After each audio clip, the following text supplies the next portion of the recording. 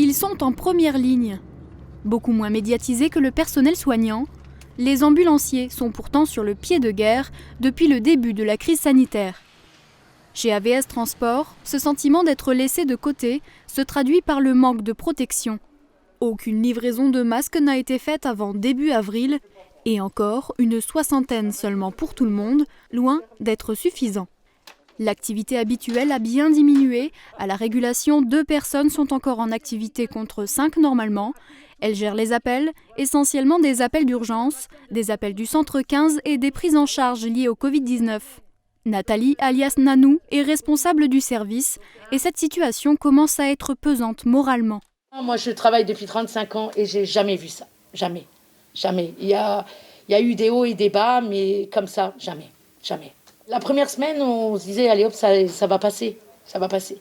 Mais là, on voit que les jours continuent et c'est de pire en pire, quoi. Donc, ouais, c'est lourd. C'est très lourd. Pour les ambulanciers aussi, l'activité a été fortement impactée.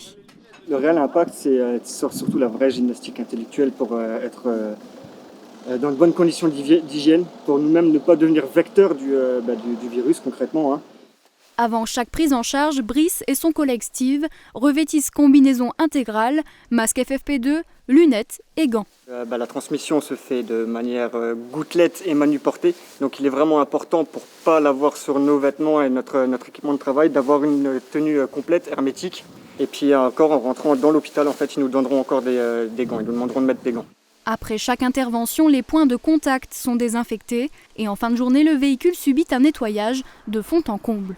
Plusieurs ambulances comme celle-ci sont exclusivement réservées à des transports Covid-19 et même si c'est leur métier et qu'ils l'ont choisi, l'inquiétude est un sentiment humain qu'il leur arrive de ressentir. On n'est jamais serein, on ne sait pas ce que ça peut donner, étant donné que la maladie peut très vite évoluer jusqu'à des cas critiques catastrophiques, hein, notamment en réanimation. Mais voilà, pour ma part, je suis volontaire. Je n'ai pas de crainte vraiment pour moi, mais effectivement pour ma famille, de ne pas le transmettre à mes proches ou alors à mes collègues. Vous voyez, c'est compliqué. Ouais. Leur engagement et leur courage font la fierté de leur directeur, qui n'hésite pas à les qualifier de héros. Des héros qui aujourd'hui appellent à l'aide, car les stocks sont bientôt épuisés. Le groupe AVS Santé lance donc un nouvel appel aux dons pour équiper au mieux ses ambulanciers, mais aussi ses aides à domicile, ainsi que tout son personnel en contact avec les clients.